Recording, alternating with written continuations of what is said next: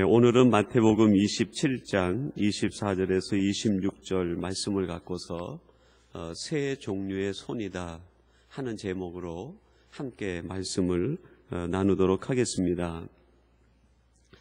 마태복음 27장에 보면 예수님께서 십자가에 달리시기까지 마지막 그 한 주간의 이야기를 기록하고 있습니다.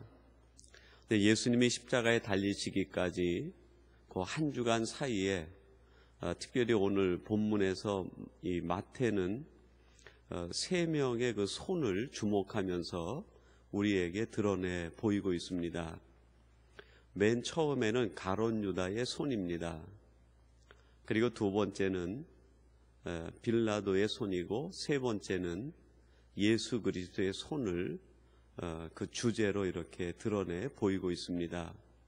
그래서 오늘 새벽에는 예수님께서 마지막 십자가 달리시기까지 한 주간에 마태가 드러내 보이는 마태복음 27장에 기록되어 있는 세 종류의 손을 우리가 함께 묵상해 보면서 우리는 어떤 손이 돼야 되겠는가 함께 나누고, 오늘 저녁 저들이 특별 예배를 드리면서 세수식을 할 때 우리의 손이 진정 하나님의 손으로, 하나님이 기뻐하시는 손으로 거듭나기 위해 하루를 묵상하고 하루를 보내는 날이 됐으면 하는 마음으로 이 말씀을 같이 나누도록 하겠습니다.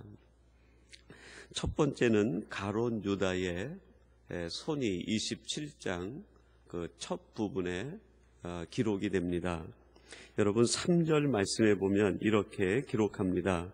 때에 예수를 판 유다가 그의 정죄됨을 보고 스스로 뉘우쳐 그 은 30을 대제사장들과 장로들에게 도로 갖다 주매, 그렇게 얘기합니다.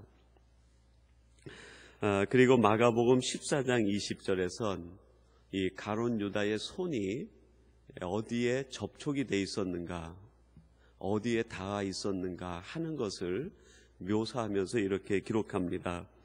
이르시되 12 중 하나 곧 나와 함께 그릇에 손을 넣는 자니라, 그렇게 기록합니다. 예수님께서 이제 마지막 그 십자가 사건을 앞에 두시고 제자들과 함께 유월절 만찬을 하시게 됩니다. 제자들이 정성을 다해서 그 음식을 준비했는데 거기에 떡그릇이 놓여 있습니다. 그리고 예수님께서 그 음식을 나누시기 전에 제자들에게 얘기합니다. 너희들 가운데 나를 팔 자가 있다. 그러니까 제자들이 전부 섬짓 놀라면서 그 예수님에게 묻습니까? 주님 접니까? 선생님 접니까? 선생님 제가 예수님을 팔 자입니까? 이게 서로 예수님에게 묻습니다. 그때 예수님이 하시는 대답이 나와 함께 떡그릇에 손을 넣는 자니라. 그러면서 예수님이 그 떡그릇에 손을 넣는데 거기에 가룟 유다의 손이 같이 들어오게 됩니다. 여러분, 이 떡그릇이라고 하는 것은 어떻게 보면 그 은혜의 그릇이다라고 할 수 있습니다. 요한복음 6장에선 예수님 자신이 생명의 떡이다.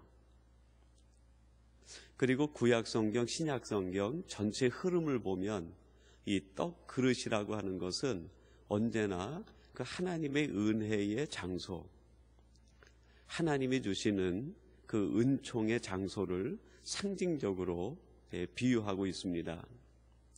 여러분, 예수님이 이 땅에 태어나실 때 태어나신 장소가 베들레헴인데 그 뜻이 떡집이라는 뜻입니다. 예수님은 떡집에 오신 생명의 떡이신 거죠. 그러니까 아주 작은 비유고 은유지만 지금 마지막 6월절 만찬의 떡 그릇에 예수님의 손과 가룟 유다의 손이 같이 들어와 있는 것은 가룟 유다가 하나님의 은혜에 지금 접촉이 되어 있는 거예요. 하나님의 사랑에 접촉이 되어 있고 하나님의 크신 은총에 접촉이 되어 있는 거죠. 아니, 실제적인 그림을 그린다고 해도 모든 제자들보다 예수님의 손에 가장 가까이 가 있는 손이 가룟 유다의 손이라고 할 수 있습니다. 은혜 가운데 있었지만 은혜를 붙들지 못한 손이 가룟 유다의 손입니다. 예수님과 가장 가까운 곳에 있었지만 실제로 그의 마음은 예수님과 가장 먼 곳에 있는 사람을 상징하고 있습니다. 하나님의 은총에 가장 가까이 접근해 있었지만 하나님의 그 은총을 자신의 은총으로 붙들지 못한 가장 안타까운 인생의 그림이 가룟 유다의 손이고 모습 아닙니까? 여러분, 이 모습을 보면서 우리 자신을 한번 돌아보면 좋을 것 같아요. 우리는 지금 하나님의 은혜에 가장 가까이 있으면서 하나님의 은혜를 내 것으로 받아들이고 있는 거 아니면 그 근처에서 그냥 머물고 배회하고 있는 것은 아닌가? 우리 스스로는 나는 하나님과 가장 가까이 있는 사람이야 라고 생각하면서 실제로는 우리의 마음은 주님과 가까운 것이 아니라 가룟 유다 마음속에 은산심이 가득 차 있는 것처럼 세상의 마음이 우리 속에 가득 차 있지는 않는가? 한 발은 예수님에게 있는 것 같은데 우리의 다른 한 발은 오히려 세상에 더 깊숙이 들어가 있는 것은 아닌가? 가룟 유다는 조금만 손을 뻗어서 붙잡으면 예수님의 그 은혜와 하늘나라의 그 감격과 하나님이 주시는 엄청난 은총의 수혜자가 될 수 있었는데 그는 결국 예수님의 손을 붙들지 못하고 그의 마음이 이끄는 욕심을 따라 은 30을 붙드는 사람이 되고 말았습니다. 여러분이 이 세상에 얼마나 많은 사람들이 이 가룟 유다의 손을 가지고 살아가는지 모릅니다. 예수님을 배신하고 배반한 무정한 손이기 이전에 하나님의 은혜를 붙들 수 있는 손이었는데 그 은혜를 붙들지 못하고 은총 가운데 살지 못하고 예수님의 사랑의 품에 안기지 못하고 결국 자기 욕망과 욕심에 따라 은 30을 꽉 쥐어버린 가장 어리석은 사람이 바로 가룟 유다라고 할 수 있습니다. 여러분, 오늘 우리들이 우리 하나님의 은혜의 집인 떡집에 모여 있으면서 우리 주님의 사랑의 손이 우리에게 다가올 때 우리의 마음에 있는 장애물로 인하여 그 손을 잡지 못하는 어리석은 일이 없도록 해야 될 것입니다. 오히려 우리 마음에 있는 그것들을 내려놓고 오직 주님의 손을 붙들고 주님의 은혜 안에 동행하는 믿음의 사람들이 되시기를 주님의 이름으로 축원합니다. 그리고 두 번째 나오는 손이 빌라도의 손입니다. 여러분, 오늘 본문 24절 말씀입니다. 거기에 빌라도의 행적이 기록이 되어 있습니다. 빌라도가 아무 효험도 없이 도리어 밀란이 나려는 것을 보고 물을 가져다가 무리 앞에서 손을 씻으며 가로되 이 사람의 피에 대하여 나는 무죄하니 너희가 당하라. 여러분이 빌라도는 로마의 명을 받아 이 유대의 총독으로 파송된 사람입니다. 로마에서 유대 총독으로 파송할 때 총독이 받는 그 명령은 두 가지입니다. 하나는 그 지역의 평화를 유지하는 것이고 또 하나는 그 지역에 사법적인 일이 일어날 때 바르게 정의를 집행하는 것이 총독에게 부과된 아주 중요한 임무 중의 임무입니다. 자기가 있는 곳에 가서 평화를 이루고 자기가 있는 곳에 가서 바르게 정의를 세우는 것, 그것이 총독이 생명을 걸고 할 일입니다.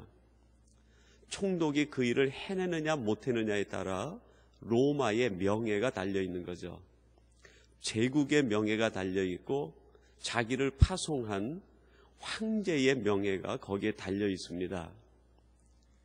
그 빌라도가 이제 유대인들의 고발에 따라서 예수님을 재판하는 재판이 이루어지게 됩니다. 그 재판을 하는 과정에서 빌라도가 놓쳐서는 안 될 것이 바로 뭡니까? 바르게 정의를 집행하는 것과 평화를 이루는 거죠. 근데 빌라도는 그 재판에서 두 가지를 다 자기 개인의 유익을 쫓아서 포기를 합니다. 여러분, 요한복음 14장 6절에 보면 예수님 자신에 대하여 그렇게 말씀합니다. 내가 곧 길이요 진리요 생명이다. 내가 참된 정이고 나를 붙들 때 참된 평강이 그 은혜의 길로 너희가 갈 수 있다. 그 안에 참된 생명이 있고 기쁨이 있다. 예수님께서 말씀하신 그 참된 말씀을 이 빌라도는 붙들지 못하고 결국 자기 개인의 유익과 그리고 주변에 있는 분위기와 그리고 그때 이루어지는 현실적인 자기 방어 때문에 예수님의 손을 놓아버리고 맙니다. 즉 평화를 포기하고 정의를 포기하는 손이 되고 만 것이죠. 여러분, 하나님께서 우리를 세상에 보내실 때 하나님께서 우리에게 주시는 당부의 마음이 무엇이겠습니까? 너희들은 세상에 들어가서 세상의 길이 되고 진리가 되고 세상에 참된 평화를 이루는 빛이 되어야 된다. 그것이 우리를 보내신 우리의 주인이신 하나님께서 우리에게 담아두신 뜻 아니겠습니까?